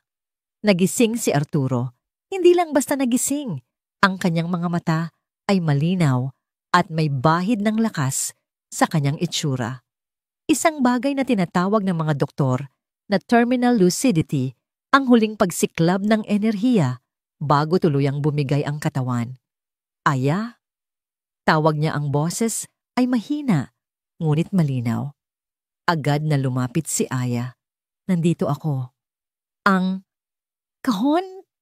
Sabi ni Arturo, hirap na hirap. Itinuro niya ang isang maliit na aparador sa sulok ng silid.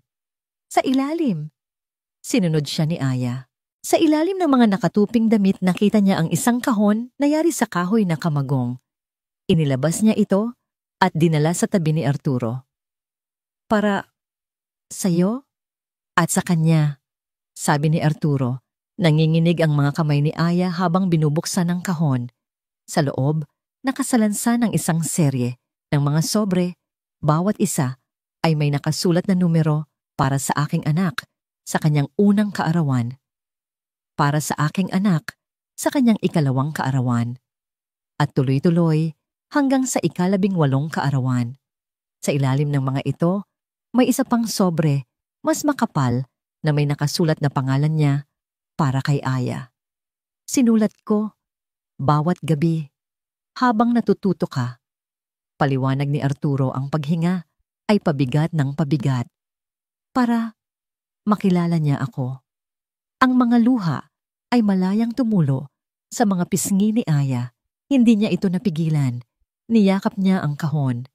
Hinawakan ni Arturo ang kanyang kamay. Ang pagkakahawak nito ay mahina, ngunit puno ng kahulugan. Tinitigan niya si Aya, ang mga mata ay puno ng pagmamahal, pagsisisi at pasasalamat. Patawarin mo ako, Aya, sa paraan kung paano tayo nagsimula. Sabi nito, ang bawat salita ay parang isang mabigat na bato. Shh! Sabi ni Aya, inilagay ang isang daliri sa kanyang labi. Wala na yon. Mabuhay ka nang masaya. Patuloy ni Arturo, ang kanyang mga mata ay nagsisimula ng pumanaw. Mahalin mo ang anak natin at mahalin mo ang sarili mo. Salamat, Aya. Salamat.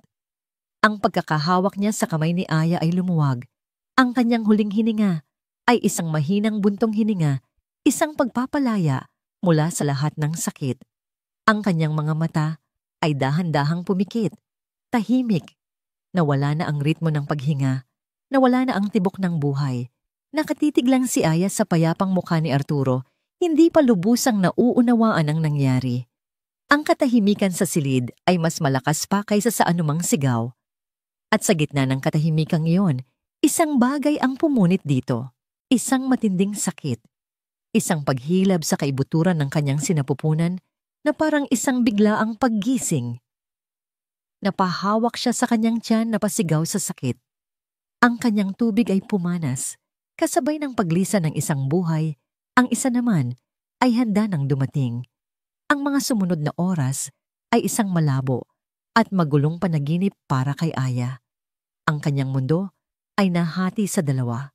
Sa isang silid, ang katawan ni Arturo ay payapang nakahiga, habang si Consuelo at ang dalawang pinakamatandang katulong ay tahimik na naghahanda para sa kanyang huling paglalakbay, nagsisindi ng kandila, nagdarasal at naghihintay sa pagdating ng mga taga-punerarya. Sa kabilang silid naman na mabilis na inihanda para sa panganganak, si Aya ay nakikipaglaban sa mga alon ng sakit. Isang doktor at 2 nurse ang mabilis na ipinatawag mula sa syudad. Dumating din ang tiyahin niyang si Rosa, na ngayon ay malakas na at mabilis na dinala ni Mang Sebastian mula sa maliit na bahay na ipinagawa ni Arturo para sa kanya sa loob din ng hasyenda. Ang kanyang presensya ay nagbigay ng kaunting lakas kay Aya. Kaya mo yan, anak. Paulit-ulit na bulong ni Tia Rosa habang pinupunasan ang pawis sa noo ni Aya. Para ito sa kanya, para sa inyong dalawa. Bawat paghilab ay parang pinupunit ang kanyang katawan, ngunit sa bawat sakit, may isang imahe na nagbibigay sa kanya ng lakas. Ang huling tingin ni Arturo, ang mga mata nitong puno ng pag-asa at pagmamahal para sa anak na hindi na niya makikita. Umiiris siya, hindi lang para sa kanyang sarili, kundi para sa pangakong binitiwan niya sa lalaking nagligtas sa kanya. Habang ang araw ay sumisikat sa abot-tanaw, nagpipinta ng kulay kahel at rosa sa kalangitan, isang malakas na iyak ang pumuno sa katahimikan ng mansyon.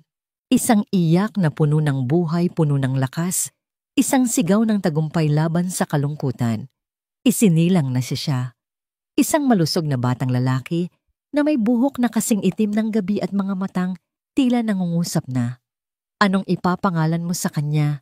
Tanong ng doktor habang inilalagay ang mainit at umiiyak na sanggol sa dibdib ni Aya. Walang pag-aalinlangan sa sagot ni Aya, kahit na ang kanyang boses ay pagod at basag. Leo Arturo Valiente. Hinaplos niya ang malambot na pisngi ng kanyang anak. Sa gitna ng pagod at sakit, isang ngiti ang sumilay sa kanyang mga labi. Ito ang huling regalo ni Arturo sa kanya, ang kanilang pag-asa. Ang mga sumunod na araw ay isang kakaibang paghahalo ng pagluluksa at pagdiriwang. Ang mansyon ay napuno ng mga bulaklak. Ang iba'y para sa burol ni Arturo, ang iba'y para batiin ang pagdating ni Leo. Ang mga tao ay pumupunta para makiramay at pagkatapos ay sisilip sila sa silid ni Aya para batiin ang bagong ina at ang tagapagmana. Ang libing ni Arturo ay maringal. Daan-daang tao mula sa buong probinsya ang dumalo, mga kapwa, may-ari ng plantasyon, mga politiko, mga kasosyo sa negosyo, at higit sa lahat ang kanyang mga manggagawa. Bawat isa sa kanila ay may dalang kwento ng kabutihan at katarungan ni Arturo. Si Aya na pinayuhan ng doktor na magpahinga ay nanood mula sa bintana ng kanyang silid, karga-karga si Leo. Pinanood niya ang mahabang prosesyon na umaakyat sa burol kung saan naroon ang pampamilyang sementeryo ng mga Valiente. Nang gabi ring iyon, pagkatapos mailibing si Arturo, isang kotse ang huminto sa harap ng mansyon. Bumaba ang isang lalaking naka-Amerikana. Ito ay isang abogado, ngunit hindi si Attorney Ferrer. Nagpakilala ito bilang abogado ni Ricardo. May dala itong isang sobre para kay Aya. Ano ito? Tanong ni Aya habang si Consuelo ay nakatayo sa kanyang tabi, handang protektahan siya. Isang formal na sulat mula sa aking kliyente, si G. Ricardo Valiente. Sabi ng abogado. Ipinapaalam niya na formal niyang kukwestiyonin sa korte ang huling testamento ni Don Arturo. Ang aming posisyon ay ang nasabing dokumento ay pinirmahan sa ilalim ng pamimilit at panlilinlang at si Gingan Valiente ay walang karapatan sa PAMNA. Ang mga salita ay malamig at walang awa. Hindi pa man lumalamig ang lupa sa puntod ni Arturo, nagsisimula na ang digmaan. Isinara ni Consuelo ang pinto sa mukha ng abogado. Humarap siya kay Aya, ang mukha ay matigas na parang bato. Walang hiya, walang respeto, kahit sa patay. Napaupo si Aya, naramdaman ang bigat ng lahat. Akala niya ay tapos na ang laban. Ngunit ito pala ay nagsisimula pa lamang. Kinabukasan tinipon ni Aya ang lahat ng manggagawa ng hasyenda sa malaking hardin sa harap ng mansyon. Tumayo siya sa itaas na baitang ng hagdanan, karga ang natutulog na si Leo na balot sa isang puting kumot. Sa kanyang tabi ay si Mang Sebastian at si Consuelo. Tumingin siya sa mga mukha sa kanyang harapan, mga mukha ng kalalakihan at kababaihan na ang buhay ay nakasalalay sa hasyenda. Mga mukha na puno ng kalituhan at pangamba. Alam kong marami sa inyo ang nagtatanong kung ano ang mangyayari ngayon. Simula ni Aya, ang kanyang boses ay malinaw at matatag sa kabila ng pagod sa kanyang katawan at sakit sa kanyang puso. Patay na ang ating amo. Si Don Arturo ay pumanaw na. Isang malungkot na katahimikan ang bumalot sa karamihan. Ngunit hindi namatay ang kanyang pamana. Patuloy ni Aya. Ang Hacienda Valiente ay mananatili. Ang mga pangarap niya para sa lugar na ito, para sa bawat isa sa inyo, ay magpapatuloy. Itinaas niya ng bahagya si Leo. Ito si Leo Arturo Valiente, ang anak ni Don Arturo, ang inyong bagong amo. At habang siya'y lumalaki, ako, bilang kanyang ina at bilang tagapamahalang itinalaga ng inyong amo, ang mamumuno sa hacienda. May mga narinig siyang bulungan. Ngayon, alam ko rin na may mga pagsubok na darating. Sabi niya, ang mga mata ay matapang. Ang pinsan ni Don Arturo, si Ricardo, ay susubukang kunin ang lugar na ito. Dadalhin niya tayo sa korte. Susubukan niyang sirain ang ating pangalan. Magiging mahirap ang laban. Tumingin siya sa bawat isa sa kanila. Kaya ngayon binibigyan ko kayo ng pagpipilian. Ang sino mang naniniwala sa akin, ang sino mang naniniwala sa pamana ni Don Arturo, ay malugod kong inaanyayahang manatili at lumaban kasama namin. Ngunit ang sino mang nag-aalinlangan, ang sino mang ayaw sumama sa gulo, ay malayang umalis. Walang samaan ng loob. Isang mahabang katahimikan ang sumunod. Naghihintay ang lahat kung sino ang unang kikilos. Pagkatapos, isang tao ang humakbang pasulong. Si Mang Sebastian ang pinakamatanda at pinakarespetadong katiwala. Huminto siya sa paanan ng hagdan at tumingala kay Aya. Nagsilbi ako sa ama ni Don Arturo. Nagsilbi ako kay Don Arturo. Sabi niya, ang boses ay malakas at malinaw. At ngayon, isang karangalan para sa akin ang magsilbi sa kanyang asawa at sa kanyang anak. Mananatili kami, senyora. Kasama ninyo kami hanggang sa huli. Pagkasabi niyon, isa-isang humakbang pasulong ang iba pang mga manggagawa. Sumusunod sa halimbawa ni Mang Sebastian. Isang babae, pagkatapos ay isang lalaki, hanggang sa ang buong karamihan ay muling nagkaisa hindi na sa ilalim ng takot, kundi sa ilalim ng isang bagong pinuno. Naluha si Aya ngunit sa pagkakataong ito ay mga luha ng pasasalamat. Niyakap niya ng mahigpit si Leo. Hindi na sila nag-iisa sa laban na ito. Ang korte ay isang malaki at malamig na silid puno ng madilim na kahoy at amoy ng mga lumang papel. Para kay Aya ito ay isang bagong uri ng entablado, mas nakakatakot kaysa sa marangyang country club o sa tahimik na silid kainan ng mansyon. Dito ang bawat salita ay may bigat at ang bawat tingin ay isang paghusga. Sa isang panig ay si Ricardo nakaupo, kasama ang kanyang tusong abogado. Ang mukha ay puno ng kumpiyansa. Sa kabilang panig ay si Aya kasama si Attorney Ferrer, hawak ang natutulog na si Leo sa kanyang mga braso. Pinili niyang dalhin ang bata isang tahimik na paalala sa lahat kung sino at ano ang pinaglalabanan. Nagsimula ang paglilitis. Ang abogado ni Ricardo ay magaling. Iprinisinta niya ang kaso na tila si Aya ay isang tusong manggaganso. Ipininta niya si Aya bilang isang desperadong babae mula sa squatter na ginamit ang kanyang ganda at kahinaan para akitin ang isang mayamang lalaki na may sakit at nasa bingit na ng kamatayan. Isang lalaking may taning na ang buhay, Your Honor. Sabi ng abogado ni Ricardo, ang boses ay umaalingaw-ngaw sa silid. Isang lalaking ang pag-iisip ay maaaring hindi na malinaw dahil sa kanyang karamdaman. At sa kanyang kahinaan, pumasok ang isang oportunista.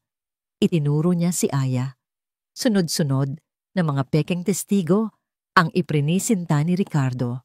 Isang dating kapitbahay ni Aya na binayaran para sabihing mayroon siyang bisitang lalaki tuwing gabi bago pa man siya kunin ni Arturo. Isang malayong empleyado ng hasyenda na sinuhulan para magsinungaling na narinig niyang pinagbabantaan ni Aya si Arturo. Bawat kasinungalingan ay parang isang batong ibinabato sa kanya, ngunit nanatili siyang kalmado. Ang kanyang mukha ay hindi nagpapakita ng anumang emosyon habang mahigpit niyang yakap si Leo. Nang si Aya na ang tinawag para tumestigo, may bulungan sa loob ng korte. Dahan-dahan niyang ibinigay si Leo kay Consuelo na nakaupo sa likuran at lumakad patungo sa witness stand. Ang abogado ni Ricardo ay walang awa. Gansam Valiente, kung iyan nga ang tunay ninyong pangalan, maaari mo bang sabihin sa korteng ito kung paano ninyo napaibig ang isa sa pinakamayamang tao sa probinsya sa loob lamang ng ilang linggo? Hindi ko po siya napaibig, matatag na sagot ni Aya. Ang aming pagsasama ay hindi nagsimula sa pag-ibig. Nagsimula ito bilang isang kasunduan. Isang halakhak ang narinig mula sa panig ni Ricardo. Ayan na, Your Honor. Siya na mismo ang umamin. Isang kasunduan, isang transaction. Oo, isang kasunduan. Pagpapatuloy ni Aya ang boses ay lumalakas. Isang kasunduan sa pagitan ng 2 taong desperado. Ako desperadong iligtas ang aking tiyahin. Siya desperadong magkaroon ng tagapagmanang magpoprotekta sa kanyang pamana mula sa mga taong sakim at walang pakialam sa iba. Tumingin siya ng diretso kay Ricardo. Sa tulong ni Attorney Ferrer, inilahad ni Aya ang lahat. Ang kahirapan niya, ang sakit ng kanyang tiyahin, ang alok ni Arturo. Inilahad niya ang mga aralin nila, kung paano siya tinuruan ni Arturo, hindi para maging isang asawa, kundi para maging isang tagapamahala. Ipinakita niya ang mga ledger na may sulat kamay niya ang mga plano para sa hasyenda na magkasama nilang binuo. Ang akusado ay nagsasabi na minanipula ko ang aking asawa, sabi ni Aya sa hukom. Ngunit ang katotohanan, Your Honor, ay pinalaya ako ng aking asawa. Binigyan niya ako ng kaalaman, binigyan niya ako ng kumpiyansa. At sa proseso ang isang malamig na kasunduan ay naging isang relasyon ng respeto, paghanga at sa huli, pagmamahal. Mga salita lang yan, sigaw ng abogado ni Ricardo. Walang katibayan. Dito na pumasok si Attorney Ferrer. Your Honor, meron po kaming katibayan. Isang katibayan na isinulat mismo ni Don Arturo. Ibinigay ni Attorney Ferrer ang isang sobre sa Clerk of Court. Ito po ang sulat na iniwan ni Don Arturo para kay Gengen Valiente na binuksan sa aming presensya. Binasa ng Clerk of Court ang sulat ng malakas. Ang bawat salita ni Arturo ay tumagos sa puso ng bawat isa sa silid. Ang kanyang pasasalamat kay Aya, ang kanyang pag-aalala para sa hacienda at higit sa lahat ang kanyang babala laban sa kasakiman ni Ricardo. Mag-ingat ka kay Ricardo, Aya, basa ng clerk. Hahamakin niya ang lahat para makuha ang hindi para sa kanya. Huwag mong hayaang sirain niya ang ating mga pangarap. Namutla si Ricardo sa kanyang upuan, ngunit hindi pa tapos si Aya. May isa pa po, Your Honor, sabi ni Aya. Ang akusado ay nagsasabing mahal niya ang kanyang pinsan at nag-aalala lamang siya sa kapakanan ng hacienda. Ngunit nais ko pong iparinig sa inyo kung paano niya ipinapakita ang pag-aalalang iyon. Nagbigay ng senyas si Attorney Ferrer. Isang maliit na tape recorder ang inilabas, isang bagay na bihira pa noong panahong yon. Ito ay ang recorder na palihim na ginamit ni Arturo para i-record ang ilan sa kanyang mga huling pag-uusap. Pinindot ang play. Ang boses ni Ricardo, ang unang narinig, malinaw at malakas mula sa isang pag-uusap nila ni Arturo sa telepono ilang linggo bago ito mamatay. Pinsan, magpakatotoo ka na. Mamamatay ka na. Ibigay mo na sa akin ang hacienda. Anong gagawin ng isang mananahi dyan? Sisirain lang niya ang lahat. Akin dapat yan. Sumunod ang mahinang boses ni Arturo. Hindi kailanman magiging sayo ang hacienda, Ricardo. Dahil sisirain mo ito, ang pamana ay hindi para sayo. At ang huling sinabi ni Ricardo, ang mga salitang nagpakilabot sa buong korte. Kung hindi magiging sa akin, sisiguraduhin kong walang makikinabang. Hintayin mo lang, pinsan. Kapag nawala ka na, ako mismo ang mag-aasikaso dyan sa asawa mo at sa pesteng bata sa tiyan niya. Isang malakas na gasp ang narinig sa buong silid. Lahat ng mata ay napunta kay Ricardo na ngayon ay putlang-putla na parang isang multo. Ang kanyang maskara ng pag-aalala ay tuluyan ng nalaglag, inilalantad ang halimaw sa ilalim nito. Katibayan ng direktang pagbabanta, Your Honor, mariing sabi ni Attorney Ferrer, tapos na ang laban. Pagkatapos ng maikling deliberasyon, bumalik ang hukom. Ang kanyang mukha ay matigas na parang bato. Sa harap ng mga ebidensyang iprinisinta, ibinabasura ng korteng ito ang lahat ng kaso na isinampa ni G. Ricardo Valiente. Sabi ng hukom, ang kanyang boses ay malakas at pinal. Kinikilala ng korte ang legalidad ng huling testamento ni Don Arturo Valiente. Ang lahat ng kanyang ari-arian ay legal na mapupunta sa kanyang anak na si Leo Arturo Valiente sa ilalim ng pamamahala ng kanyang ina, si Gong Aya Valiente. Tumingin ang hukom kay Ricardo. At dahil sa hayagang pagbabanta at posibleng panloloko, inaatasan ko ang piskal na magbukas ng isang hiwalay na investigasyon laban kay G. Ricardo Valiente. Pakang tunog ng gavel ng hukom ay hudyat ng katapusan. Napatayo si Ricardo, hindi makapaniwala. Hindi ito maaari. Sigaw niya bago siya hawakan ng mga gwardiya ng korte. Sa gitna ng kaguluhan, nanatiling nakaupo si Aya. Dahan-dahan siyang lumapit kay Consuelo. At kinuha si Leo. Niyakap niya ng mahigpit ang kanyang anak. Habang tinitingnan niya si Ricardo, na kinakaladkad palabas ng korte, wala siyang naramdamang saya o paghihiganti. Ang tanging naramdaman niya ay isang malalim na kaluwagan. Tapos na. Sa wakas, tapos na ang laban. Ang pamana ng kanyang asawa ay ligtas na. Ang kinabukasan ng kanyang anak ay sigurado na. 5 taon. Sa kalendaryo ito ay 2,175 araw lamang. Ngunit sa buhay ni Aya at ng Hacienda Valiente, ito ay isang buong panahon ng pagbabago. Ang hacienda ay umunlad sa paraang hindi kailanman inakala, kahit ni Arturo. Sa ilalim ng pamumuno ni Aya ang mga bukirin ay hindi lang nagbigay ng masaganang ani ng tubo. Nagbigay din ito ng bagong pag-asa. Isang hapon nakatayo si Aya sa veranda ng mansyon, katulad ng madalas gawin ni Arturo noon.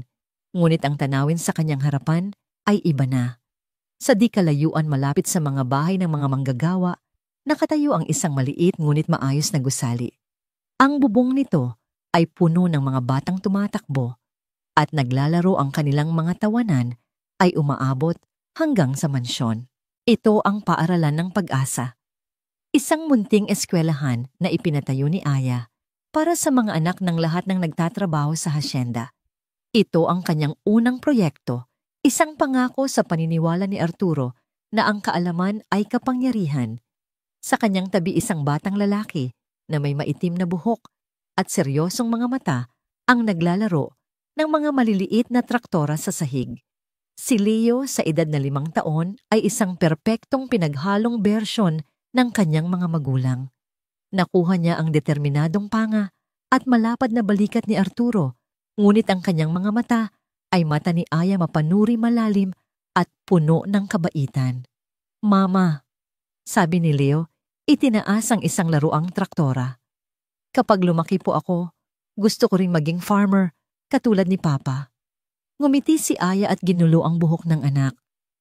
"Magiging masaya ang papa mo kapag narinig niya yan." Ang mansyon mismo ay nagbago. Hindi na ito malamig at tahimik. Napalitan na ito ng init ng isang tunay na tahanan. Ang mga dating saradong pinto ay bukas na ngayon. Ang mga bulungan ng mga katulong ay napalitan na ng mga masayang pagbati. At si Consuelo, ang dating malamig na bantay, ay naging si Lola Conce ni Leo, ang kanyang pinakamalaking kakampi at tagapagtanggol. "Leo, halika rito, apo," tawag ni Consuelo mula sa kusina. "Tinimpla ko na ang paborito mong tsokolate." "Opo, Lola Conce," sagot ng bata at mabilis na tumakbo papasok, iniwan ang kanyang mga laruan.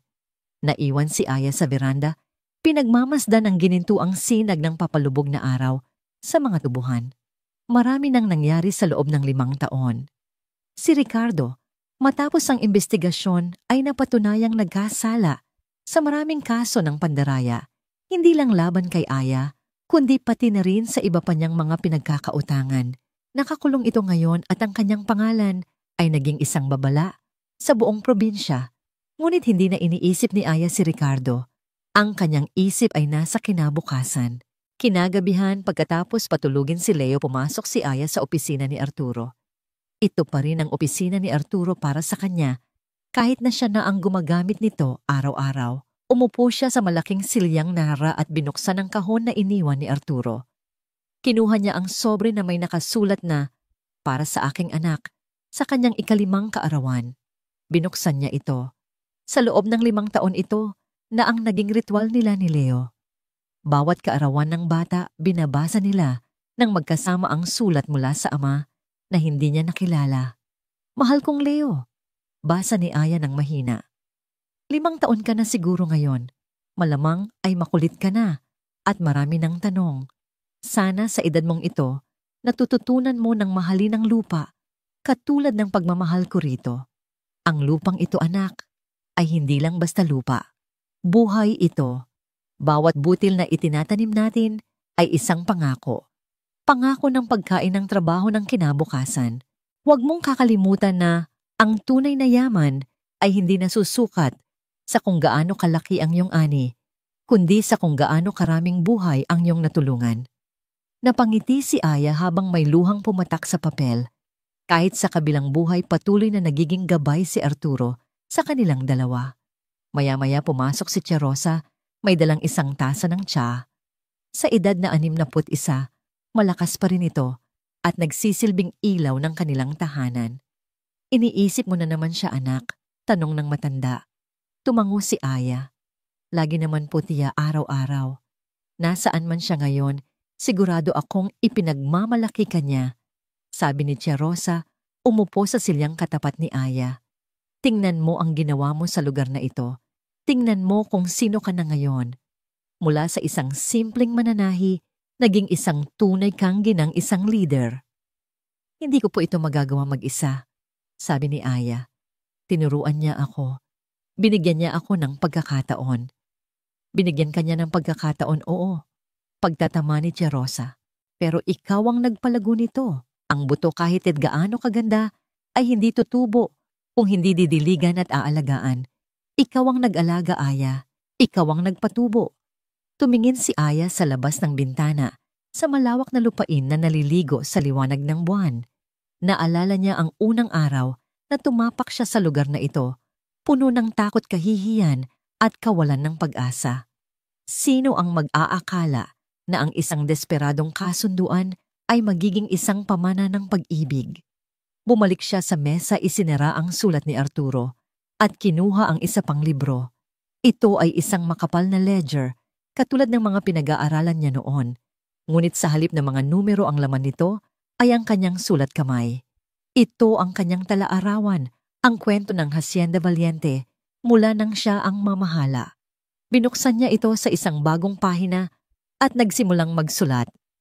5th anibersaryo ng kamatayan ni Arturo. 5 taon na rin mula nang isilang si Leo. Tumingin ako sa paligid kanina at nakita ko ang lahat ng aming pinaghirapan. Isang eskwelahan na puno ng tawanan. Isang hasyenda na hindi lang mayaman sa ani, kundi mayaman din sa kalinga. Isang anak na lumalaking may mabuting puso at pagmamahal sa lupa. Madalas akong tinatanong ng mga tao kung nagsisisi ba ako sa naging simula namin ni Arturo. Ang sagot ko ay palaging hindi. Ang masakit na simula ang nagturo sa akin ng tunay na kahulugan ng lakas. Ang kasunduan na walang pag-ibig ang naging daan para matagpuan ko ang isang uri ng pag-ibig na mas malalim, isang pag-ibig na nakabatay sa respeto sa pangarap at sa isang pangako para sa mas mabuting kinabukasan. Arturo, nasaan ka man sana'y nakikita mo kami. Ang iyong anak ay lumalaking isang tunay na balyente at ang iyong pamana ay nasa mabuting mga kamay. Ito ang aking pangako. Ito ang aking pasasalamat. Ito ang aming kwento. Isinara ni Aya ang talaarawan. Tumayo siya at lumapit sa bintana. Hinahayaang haplusin ng malamig na hangin ng gabi ang kanyang mukha. Sa di kalayuan, may narinig siyang tunog ng gitara at mga kantahan ng mga manggagawa na nagkakasayahan pagkatapos ng isang linggong trabaho. Isang tunog ng buhay ng komunidad ng kapayapaan. Napangiti si Aya, isang nangiting totoo at payapa. Inilagay niya ang kanyang kamay sa kanyang dibdib kung saan ang kanyang puso ay tumitibok ng malakas at panatag. Nagawa natin, Arturo. Bulong niya sa hangin. Nagawa natin. At sa ilalim ng libu-libong bituin na nagbabantay sa Hacienda Valiente, ang kwento na nagsimula sa isang desperadong alok ay nagtapos sa isang pamanang habambuhay na mamumulaklak, isang pamana ng pag-ibig, katarungan at pag-asa.